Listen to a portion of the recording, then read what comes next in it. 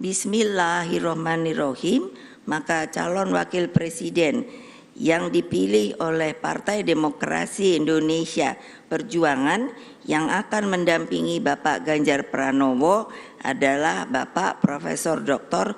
Mahfud MD. Satu hari setelah resmi dipasangkan jadi baca pres dan bacawa pres, Ganjar dan Mahfud MD langsung mendaftarkan diri sebagai peserta pemilu presiden 2024 ke KPU. Momen itu sekaligus mendaftarkan visi misi Ganjar Mahfud, yakni Gerak Cepat Menuju Indonesia Unggul. Program Gerak Cepat itu bercita-cita menciptakan manusia unggul berbasis teknologi, mulai dari pemerataan ekonomi dengan prioritas pada ekonomi hijau, ekonomi biru, atau maritim, dan digital, serta hilirisasi. Apa yang akan dikerjakan, apa yang dijanjikan oleh Mas Ganjar? Satu desa, satu fasilitas kesehatan. Itu dijanjikan oleh Mas Ganjar. Satu desa, satu fasilitas lapangan olahraga. Satu keluarga miskin, satu sarjana. Ya, itu yang dijanjikan oleh Mas Ganjar. Tidak ada di Indonesia itu yang nantinya ada wilayah blank spot. Zero blank spot. Karena kita akan masuk ke era ekonomi digital, maka tidak boleh ada gap antar wilayah, sehingga Mas Ganjar menginginkan ada zero blank spot. Setelah mendaftar ke KPU, Mahfud juga gerak cepat meminta pegawai Kemenko Polhukam tetap netral. Pegawai Kemenko Polhukam diminta tak terlibat urusan dukung-mendukung dirinya di pemilu dan tidak boleh ikut politik elektoral dengan menggunakan simbol-simbol Menko Polhukam. Karena menurut Mahfud, urusan Capres-Cawapres adalah urusan pribadinya. Tidak boleh ikut politik elektoral dengan menggunakan simbol-simbol Menko Polhukam. Politik kita, politik kebangsaan. Politik elektoralnya itu urusan saya di luar kantor. Gitu.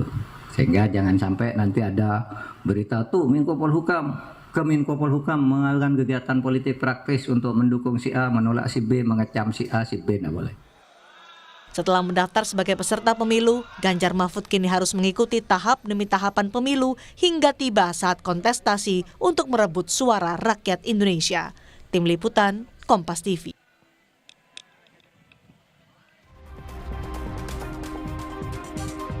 Lalu bagaimana strategi pasangan Ganjar Mahfud menghadapi dinamika politik terbaru pasca daftar berkontestasi di Pilpres 2024? Kita akan berbincang langsung bersama dengan bakal calon wakil presiden 2024 Mahfud MD. Prof Mahfud, apa kabar?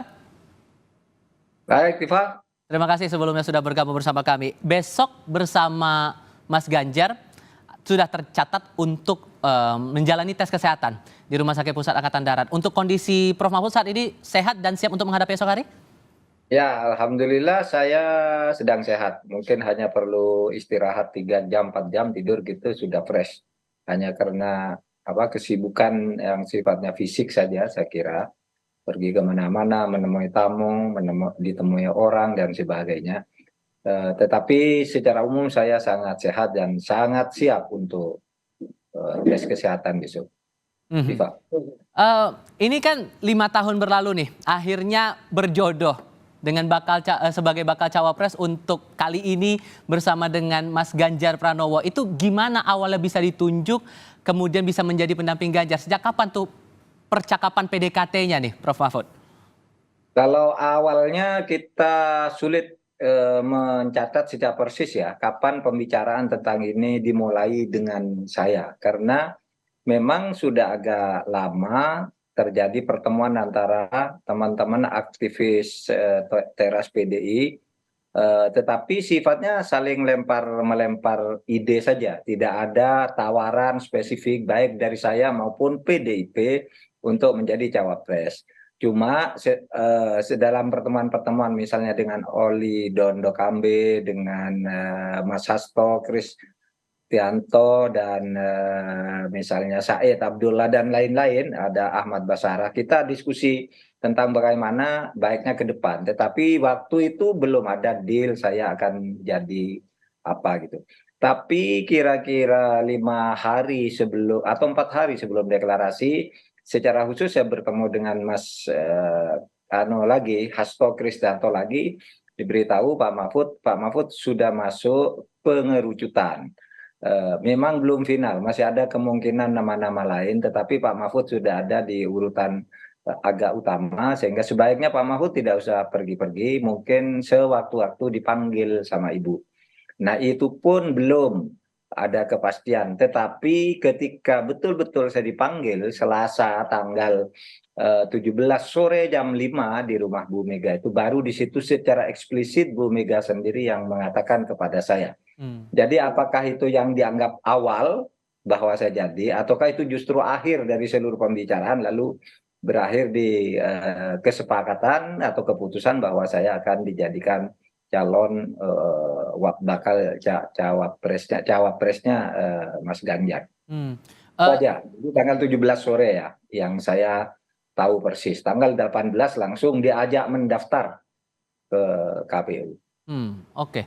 Karena kan profil Prof ini kan bukan dari kalangan partai politik tertentu begitu. Sebetulnya apa yang menjadi dasar akhirnya nama Prof Mahfud ini ditunjuk sebagai pasangan untuk Mas Ganjar ini? Bentuk komunikasinya terutama dengan PDIP waktu itu alasannya apa disebutkan? Saya pernah berbicara dengan Mas Oli Dondokambe sudah lama sekali, kemudian dengan Said, dengan Ahmad Basarah, dan Mas Kristianto, ya, Hasto Kristianto Sekjen. PDIP itu perlu pasangan yang dari kalangan Nahdien, kalangan Nahdlatul Ulama sebagai pengemban ideologi moderasi Islam wasatiyah.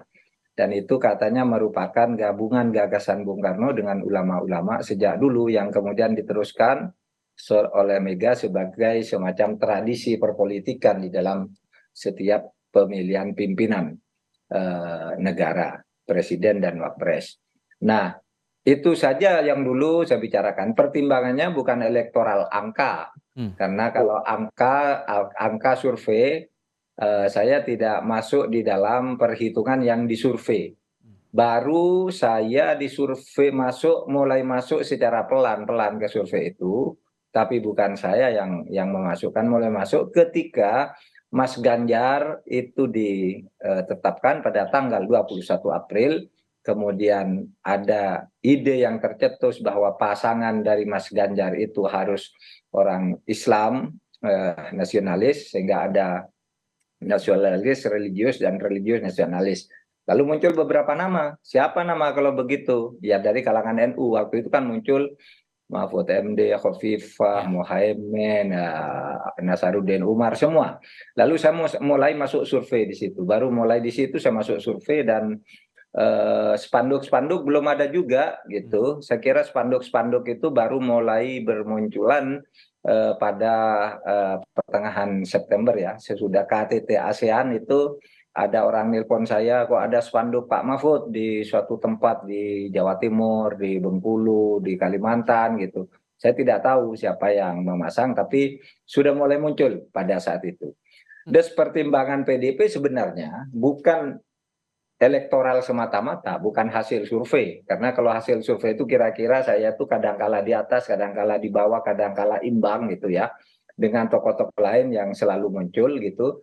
Sehingga pertimbangannya bukan hasil survei semata-mata. Tetapi pertimbangan PDIP sejauh eksplisit disampaikan oleh Bu Mega kepada saya itu pertimbangannya lebih kualitatif.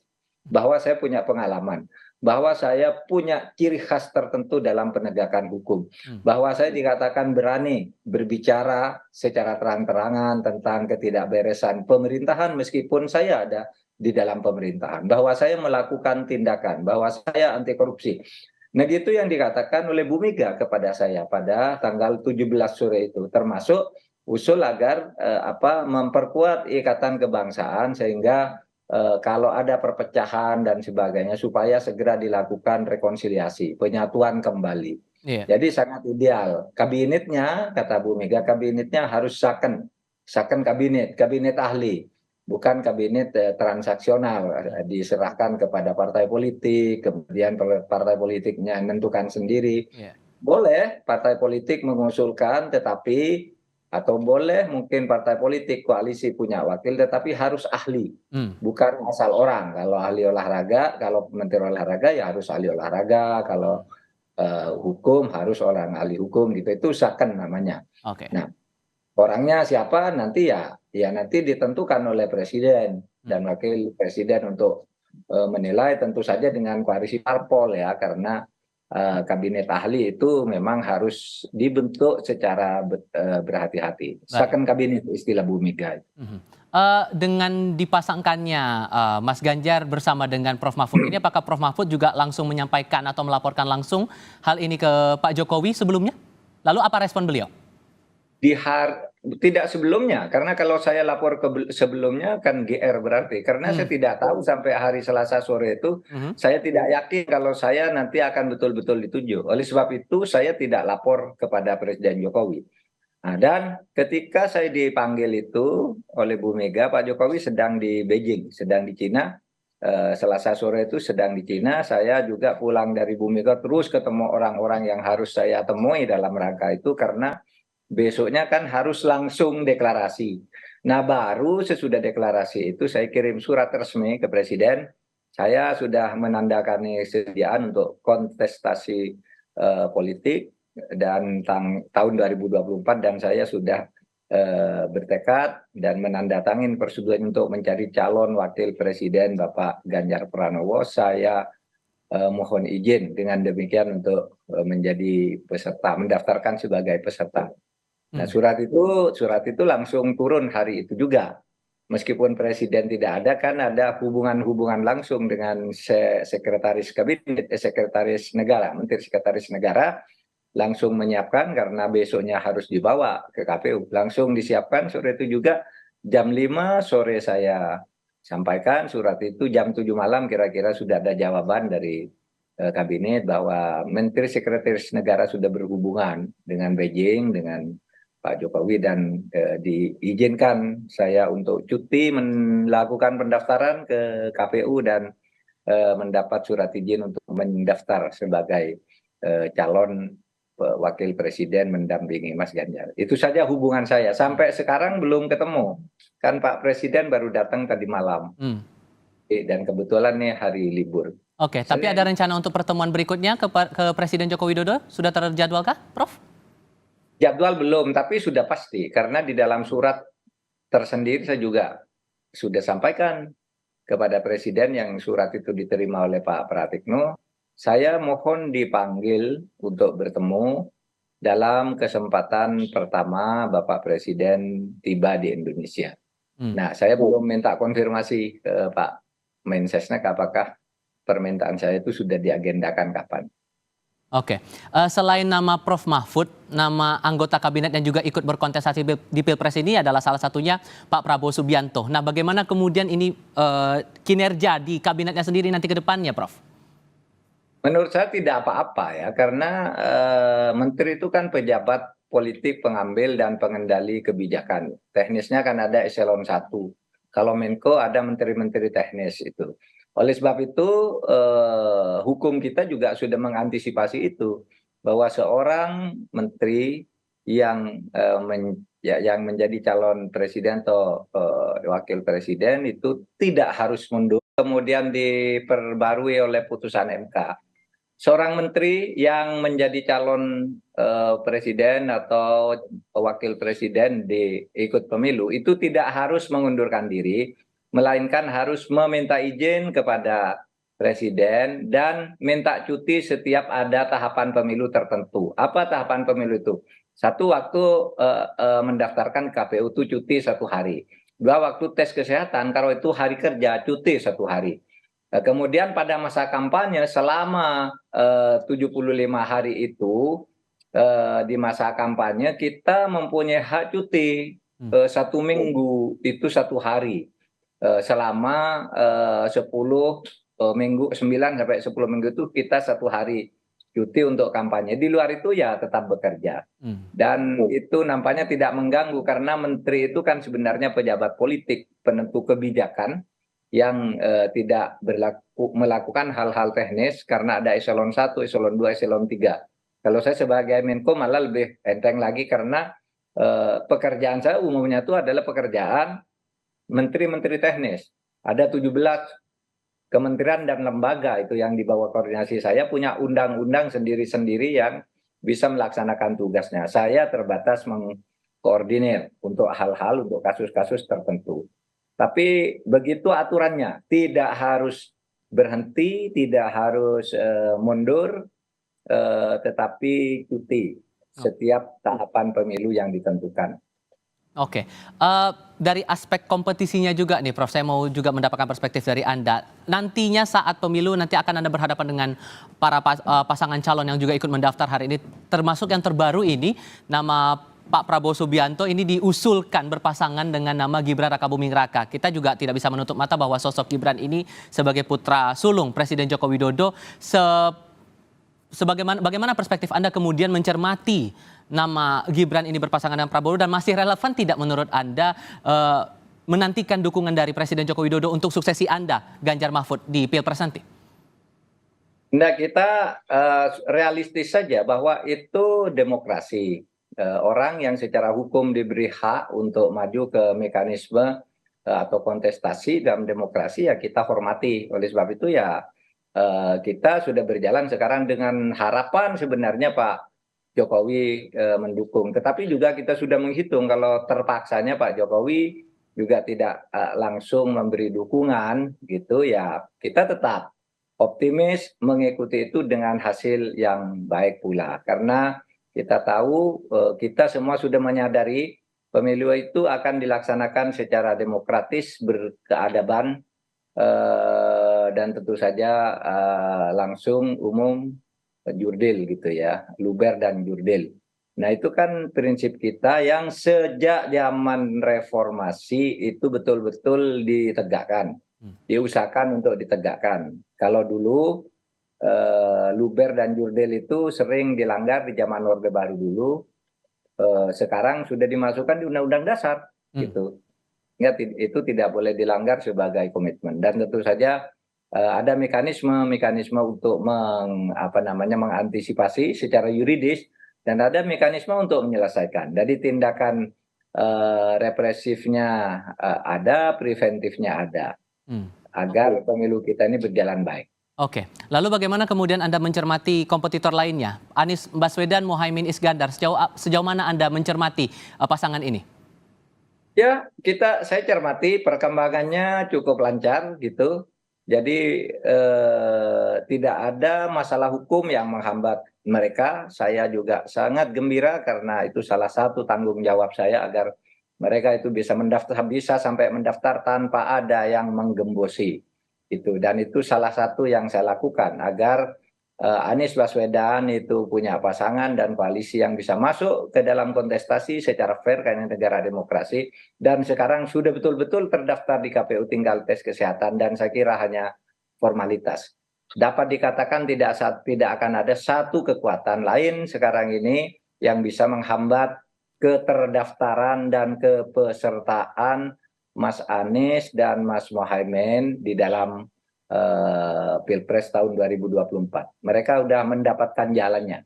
Tinggal kita nanti berkontestasi secara fair, yang wasit atau hakimnya itu adalah rakyat sendiri. Penentu kebenaran hakim itu kalau ada masalah nanti kan ada Mahkamah Konstitusi dan seterusnya. Oke, Anda juga ditunjuk menjadi pasangannya Mas Ganjar ini untuk mewakili representasi dari Jawa Timur begitu. Nah, untuk elektabilitas di Jawa Timur ini bagaimana? Kantong mana saja yang menurut Anda ini bisa dimenangkan?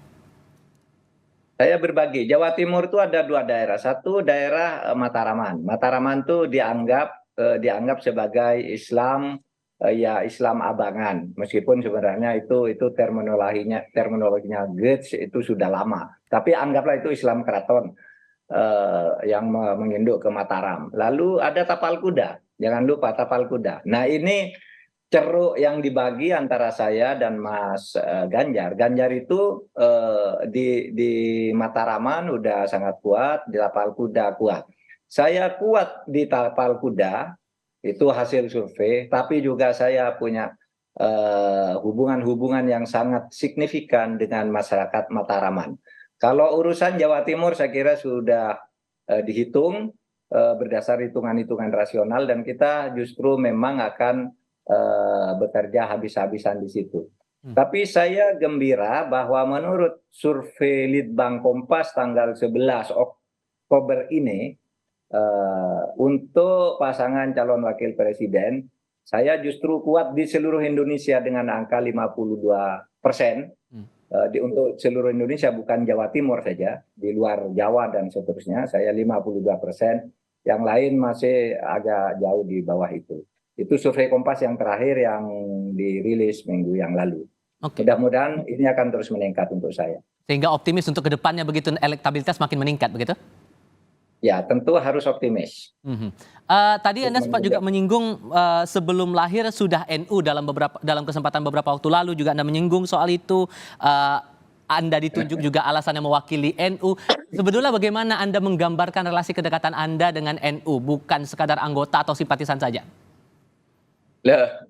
Saya itu tidak pernah ada orang mempersoalkan ke-NU-an saya sampai pemilu tahun 2019 karena terjadi persaingan antar tokoh-tokoh NU juga. Sebelum itu tidak pernah ada orang bilang saya ini bukan NU. Dan saya memang tidak pernah masuk NU karena saya tidak pernah ada di luar NU. Saya itu orang Madura. Orang Madura itu ayamnya aja NU, kata Kiai Muhyiddin Musyadi, apalagi orangnya gitu.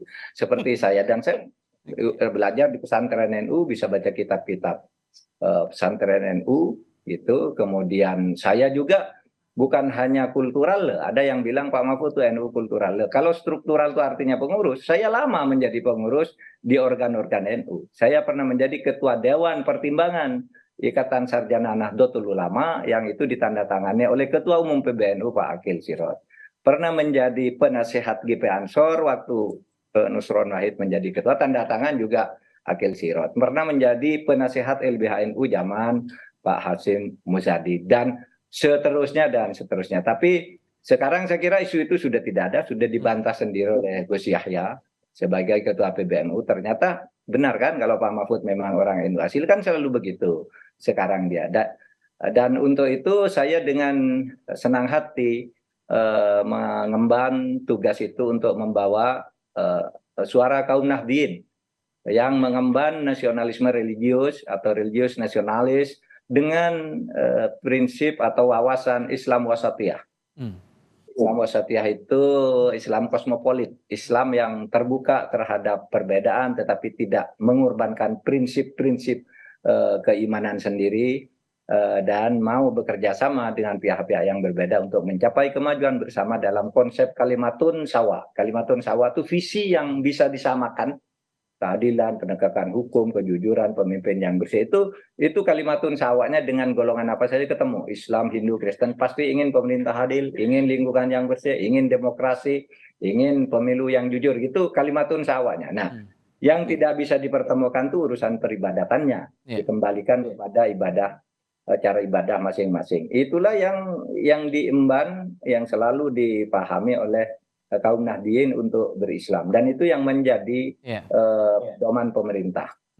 Terakhir Prof, ini juga ditunjuknya nama Anda sebagai pasangannya Mas Ganjar Pranowo ini sebagai reaksi, sebagian orang menilainya ini sebagai reaksi atas putusan MK sebelumnya masalah batas usia calon presiden dan calon wakil presiden. Sejauh mana Anda merespon ini dan bagaimana kemudian nanti Anda bisa mengejawantakan visi misi?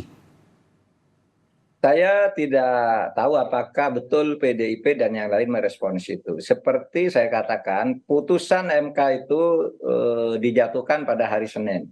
Penunjukan saya dijatuhkan pada hari Selasa. Jadi bisa saja memang itu respon. Tapi saya tidak tahu apakah itu respons. Karena seperti saya katakan sebelumnya, sebelum ada putusan MK itu, hubungan saya dengan pimpinan PDIP di luar Bu Mega, dengan Mas Hasto, Mas Said Abdullah, Wali Dodo Kambe berjalan baik dan sering sekali. Sehingga kalau dikatakan respon terhadap vonis juga tidak terlalu benar. Tetapi memang saya juga sering bertemu Bu Mega, tetapi tidak pernah sebelum tanggal 17 tidak pernah bicara spesifik menunjuk cawapres. Cuma saya sering bergurau kalau ketemu, Bu, kok banyak orang lain menghadap Ibu, saya kok enggak pernah dipanggil Ibu. Ya bergurau aja Bu Mega. Kalau saya tidak manggil Pak Mahfud berarti keadaannya baik-baik saja, ditunggu saja. Cuma gitu aja kalau saya bergurau ketemu di istana, di mana gitu. Berarti tidak ada apa-apa. Kalau kamu tidak saya panggil ya berarti semuanya berjalan normal. Kamu tinggal jalan, tunggu nanti suatu saat mungkin kalau ada perlu saya panggil. Gitu aja. Tapi dipanggil betul itu tanggal 17 dan saya diberitahu oleh Bu Mega.